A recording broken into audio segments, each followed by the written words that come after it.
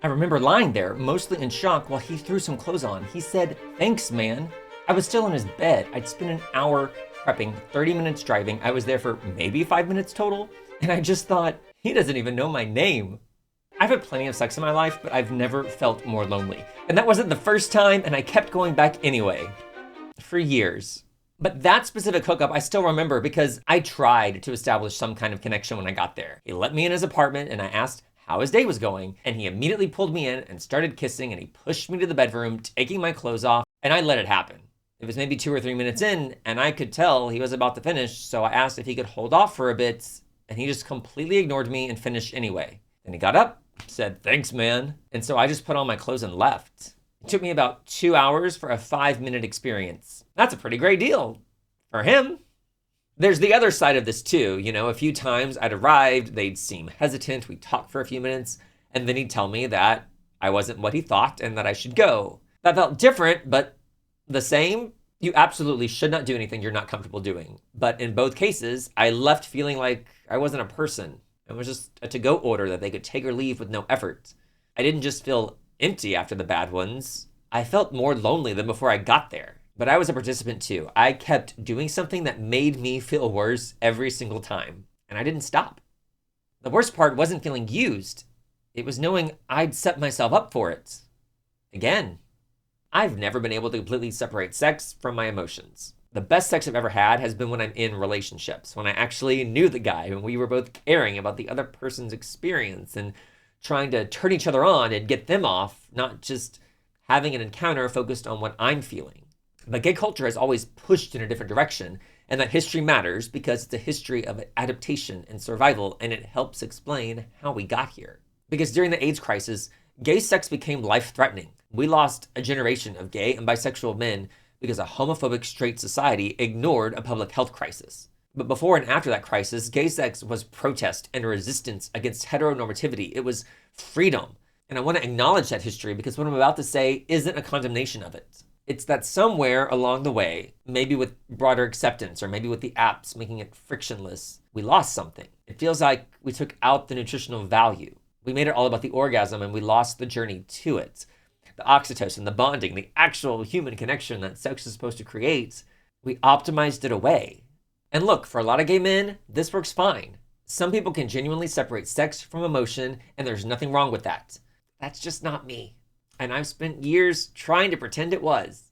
I asked some friends about the early days of Grindr back when it first came out. That's when I was in Texas, early 20s, and I'd actually chat with guys for a while first. And then when we would meet up, we'd go for a walk or watch a movie or grab food. And after that, we'd have sex. For me, it was basically an early dating app. There was time to establish a basic connection before anyone got naked. My friends laughed at me when I said that because for them, they said Grindr was never like that. That's just how I used it. And maybe they're right, but I think a lot about that because somewhere in the decades since, the willingness to get to know each other went away. The grid became a menu and we started treating each other like the fastest possible path to an orgasm instead of a person on the other end of the chat. And to be clear, I'm not against casual sex. I'm against what most of it has become, a transaction where the only part that makes it meaningful to me has been taken out entirely. Because that 30 minutes of actually knowing someone before getting naked isn't foreplay to me. It's the whole point. And it turns out I'm not alone in this. A recent survey of 1,000 gay and bisexual men found that 76% feel there's too much focus on hookups over relationships in gay culture. 76%! While the study was small, that's a noticeable amount. And yet here we are. But I'm not trying to shame hookups, I'm just trying to figure out why I keep going back to a well that I know has run dry. I've sworn off hookups more times than I can count. Every time I had a bad one, I would say, never again. And then a few weeks later, I'd be back on Grindr because I was lonely or horny or both. Though usually it was loneliness and wanting some kind of connection. But my last hookup was 7 months ago. I drove 30 minutes to WeHo because that's where the majority of gay men are, and most of them won't come to the valley. And he had used some, let's just say, very flattering photos. But we're hooking up and he couldn't stay hard and I didn't get off and I just wanted to leave. And sitting in my car afterwards, once again, I thought, I'm done. Not because I'm morally opposed to hookups, but just because I don't think I'm built for what they've become. The cost is too high for what I get back. The frustrating part is I know exactly what a good one feels like because I've had some great hookups. And they're great because I'm actually attracted to the person. as a person. Their mind, their personality, their energy, not just their body. The good ones feel different because there's something there before anything physical happens. A conversation about something we both care about, a genuine laugh, or liking the same TV show. We don't need to share our whole history, but just something that acknowledges we're both human beings. And when that happens, even for just 30 minutes, the sex means something. It's the feeling of actually liking someone before giving them access to my body, even briefly. Even if we never see each other again, that's what makes it worth it for me. I think gay hookup culture has assumed that we all want the same thing, that we all want sex without the attachment parts. And for a lot of gay men, that's true. But for some of us, that's taken a toll.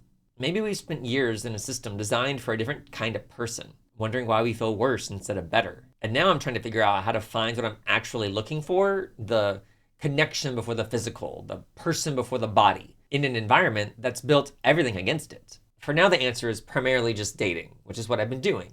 But I still have a libido, and it'd be nice to have that need met, even when I don't currently have a boyfriend, but I don't have that figured out yet. What I do know is that I finally understand what I'm looking for, and I spent far too much time being lonely because I didn't. But I want to know, what does intimacy actually mean to you? And have you found it in casual sex or hookups? Leave a comment, and let's talk about it. And subscribe for more honest conversations. Be kind to yourself. See you in the next one. And maybe I'll get laid and it'll be a happy video. Fingers crossed. If you enjoyed this video, gay it forward and watch another one. And you can feel good because your click supports a fellow gay. Or if you're not gay, well, thank you for being an ally. And don't worry, you can't catch it, right? Or can you? Nope, you're good. Woo!